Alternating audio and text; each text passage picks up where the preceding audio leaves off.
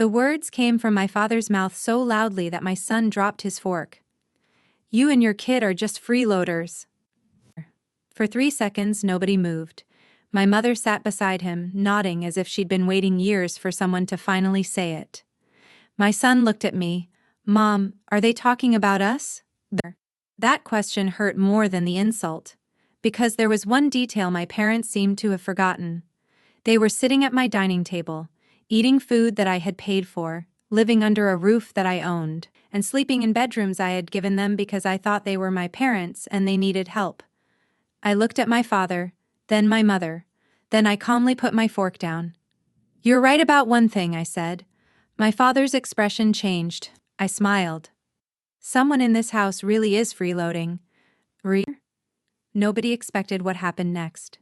And believe me, neither did they. The daughter they never expected to need. My name is Rachel Morgan. I'm 38 years old, and for most of my life I believed being a good daughter meant sacrificing yourself whenever your family needed something. I was wrong. I learned that lesson slowly and painfully. I grew up in a small town where everybody knew everybody. My parents, Richard and Susan, were respected in our community. From the outside, we looked like an ordinary family. My father worked in sales, my mother stayed home for most of my childhood, and I had an older brother named Jason. Jason was the favorite. There was never an official announcement. Nobody ever sat me down and said, "Rachel, your brother matters more." They didn't have to. I could see it. If Jason got a bad grade, my parents blamed the teacher. If I got a bad grade, they asked what was wrong with me.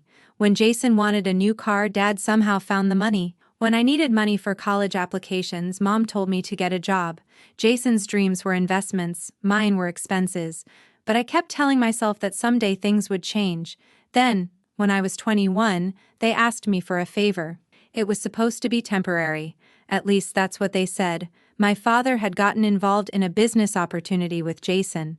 They needed money, a lot of money. I had been saving for years. I had worked part-time throughout college and built up enough savings to make a down payment on a small house. My parents knew about it. One night, Dad sat across from me at the kitchen table. "We need you to help your brother." I remember looking at him. "How much?"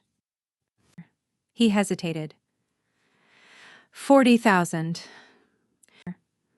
I almost laughed. $40,000? "It isn't a gift," Mom quickly added. "Jason's business will pay it back." I asked one simple question. "Where is Jason?" Silence. "He wasn't there." Of course he wasn't. He was out with friends. My father explained that Jason had found a once-in-a-lifetime opportunity. I didn't understand why his opportunity had to cost me my future, but I eventually agreed. I transferred the money. I lost the house I had planned to buy.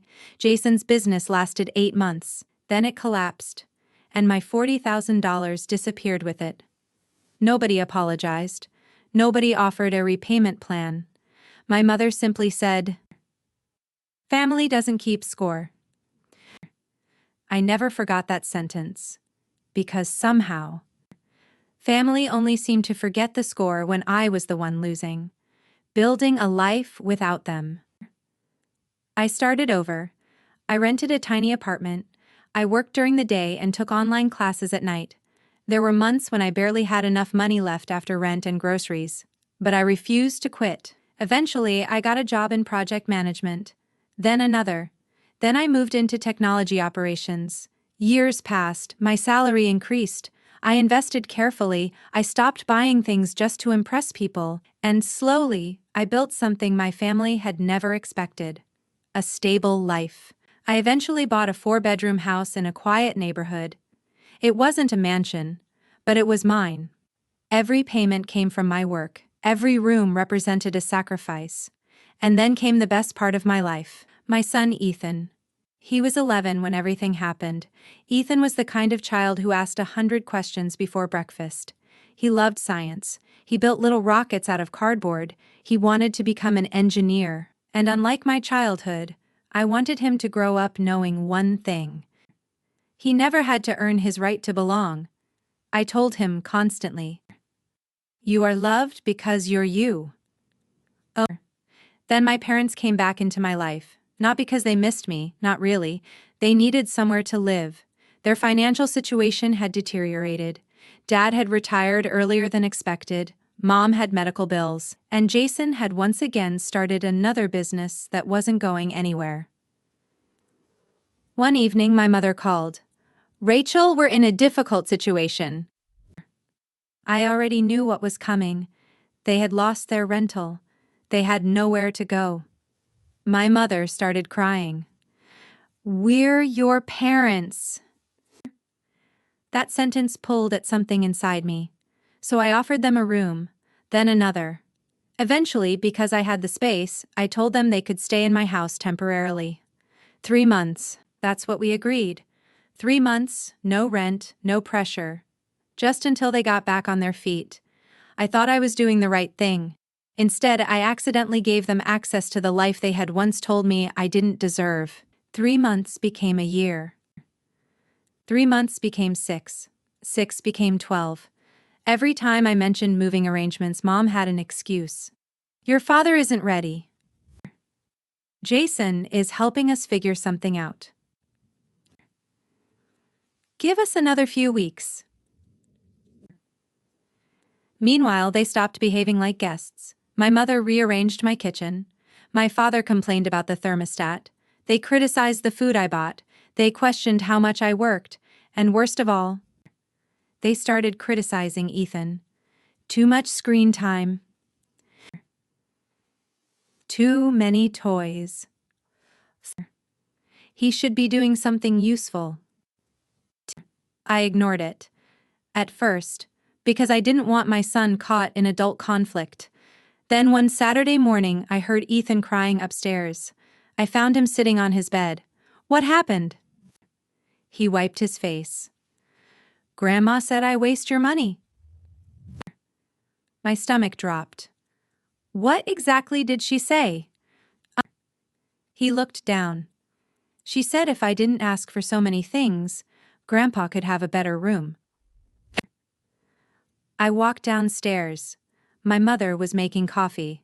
I stared at her. Did you say that to Ethan? She didn't even look guilty.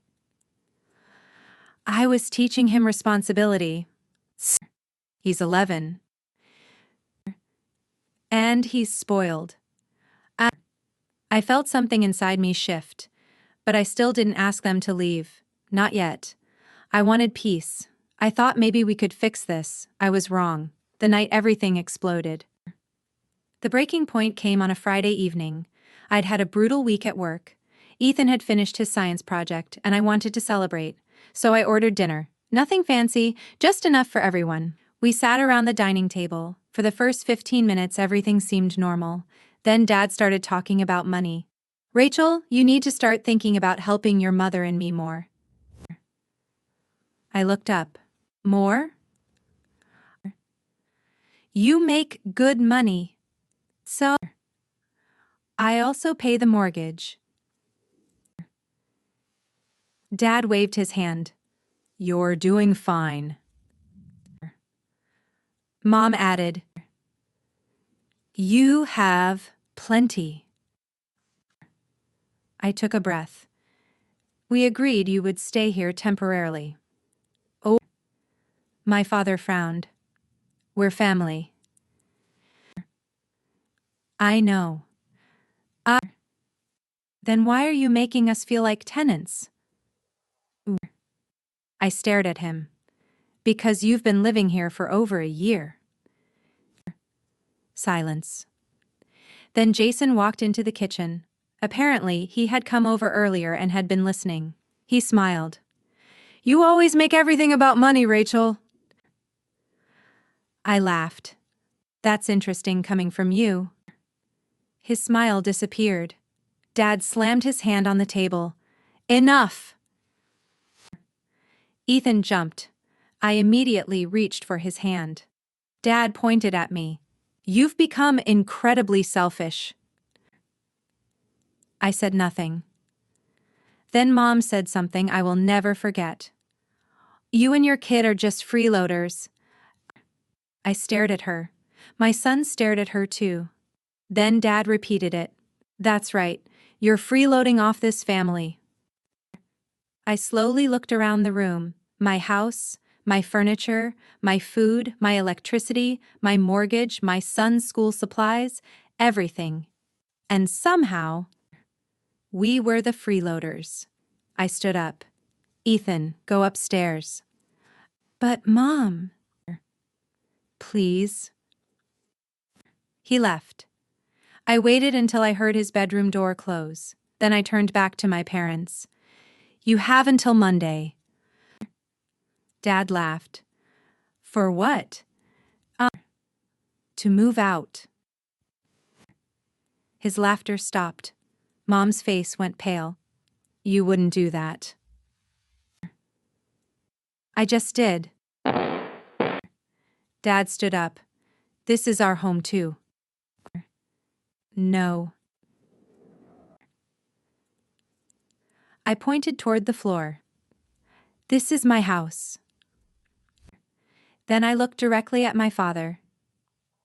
And you have confused my kindness with permission.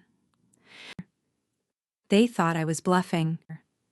My mother started crying, Dad started shouting, Jason called me ungrateful. They threw every insult they could think of. But I didn't argue. I walked upstairs. I checked on Ethan. He was sitting on his bed, holding his pillow. Are Grandma and Grandpa leaving? Yes. Did I do something? My heart broke. No, sweetheart. I sat beside him. You didn't do anything. He looked at me. Then why were they mad? I thought about all the things I'd swallowed over the years. The money, the criticism, the guilt, the disrespect. And finally I said, sometimes people become angry when you stop allowing them to use you. Ethan nodded. He didn't completely understand, but someday he would. The next morning, my parents acted like nothing had happened. Dad ate breakfast, Mom watched television, neither mentioned moving. At noon, I walked into the living room. You have 48 hours. Mom looked at me. Rachel, don't be dramatic. I placed a folder on the table. Inside were copies of the mortgage, property records, and the written agreement we'd made when they moved in. Dad picked it up. His face changed. You actually prepared this? Yes. You plan to throw us out? No. I looked him directly in the eyes. You plan to stay forever. That ended the conversation. Their last attempt. Sunday afternoon, Jason arrived. He didn't knock. He walked in like he owned the place. You've gone too far, he said. I was working at my laptop. I don't remember inviting you. Mom and Dad are your parents. And? You can't just throw them out. I can ask them to leave my property. Jason shook his head. You're going to regret this. I closed my laptop. You've said that my entire life. He didn't know what to say. Then he smiled. We'll see what the family thinks. That evening my phone exploded. Aunts, cousins, old family friends. Apparently my mother had called everyone. The story she told them was simple. Her daughter had become rich. Her daughter had abandoned her parents. Her daughter was throwing them onto the street. Nobody knew the real story. Nobody knew they'd been living rent-free for more than a year. Nobody knew what they had said to Ethan. And I wasn't going to spend hours defending myself to people who had already chosen a side. So I made one decision. I wouldn't fight their story with another story. I'd use facts. The truth they didn't expect. I sent one message to the family group chat. No insults, no accusations, just photographs. The first showed the property records, my name. The second showed the date my parents moved in.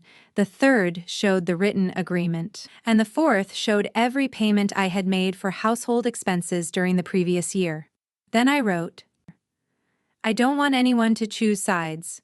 I simply want the facts available before anyone judges me. Nothing else. For several minutes, there was silence. Then one aunt replied, I had no idea. Another cousin said, Your parents told us you were making them pay rent. I stared at my phone. They had told everyone they were paying me? My father called immediately. I didn't answer. He called again. Still nothing. Then my mother sent a message. You're destroying this family. I replied, No, I'm stopping the destruction of my life. The move. Monday morning arrived. My parents finally began packing. They weren't happy, they weren't apologetic, they were angry, but they were leaving. Dad carried boxes to the car. Mom stood in the hallway. She looked at me. You'll regret this when we're gone. I shook my head. I already regretted letting you stay. She froze. For the first time, she had nothing to say. Then she walked out. Jason never came back, at least not that week. When the front door closed behind my parents, the house became strangely quiet. I stood in the hallway, for the first time in over a year. I could hear myself think. The aftermath. That night, Ethan came downstairs. Are they really gone? Yes. He smiled. Then he asked, Can we have pizza? I laughed. Yes. We sat together on the living room floor. No arguing, no criticism, no walking on eggshells, just me and my son. And something unexpected happened. Ethan said, Mom, the house feels bigger. I looked around. It wasn't bigger, it just finally felt like ours again. The following weeks weren't easy. My parents tried different approaches. First came guilt, then anger, then silence, then another message. Your father isn't doing well. I read it. I didn't immediately respond. I wasn't cruel. I didn't want anything bad to happen to them. But I had finally learned the difference between compassion and self-destruction. I could care about my parents without giving them control over my life. That distinction changed everything. The call I never expected. 3 months later, my father called. I almost ignored it. But I answered. There was a long silence. Then he said, I owe you an apology. I didn't speak. He continued. For the money. Another pause. For how we treated you. I swallowed. And for what we said about Ethan. That was the one that mattered. I closed my eyes. For years I'd imagined this moment. I'd imagined shouting. I'd imagined making him understand everything he'd done. But when it finally happened, I didn't feel victorious. I just felt tired. I appreciate you saying that, I told him. Does that mean we can come back? I almost laughed. No. Oh. Silence. But you can visit Ethan if he wants that. My father didn't answer immediately. Then he said, I understand. It was the first time in my life I heard those words from him. Looking back, I used to think family meant enduring anything. I thought being a good daughter meant saying yes. I thought forgiveness meant allowing people to repeat the same behavior. I was wrong. Family should never require you to abandon your dignity, and kindness without boundaries can become an invitation for people to take advantage of you. My parents taught me something important, not through their love, through their behavior. They taught me that sometimes the strongest thing you can say is, no more. Today, Ethan and I still live in that same house, but it feels completely different. He has his science projects scattered across the dining table. His shoes are always by the door. His laughter fills the rooms. And every Friday night we order pizza. Sometimes he tells me about becoming an engineer. Sometimes he tells me about school. And sometimes we just watch a movie without saying anything. The house is peaceful now. And I've learned that peace isn't something you find. Sometimes, peace is something you have to protect. My parents wanted me to believe that I was a freeloader in my own home. Instead, they forced me to finally understand my own worth. And that's something no one can take away from me again. If this story touched you, like this video, and subscribe for more powerful family stories about betrayal, boundaries, and finding your strength. And remember, you can love your family without allowing them to destroy your peace.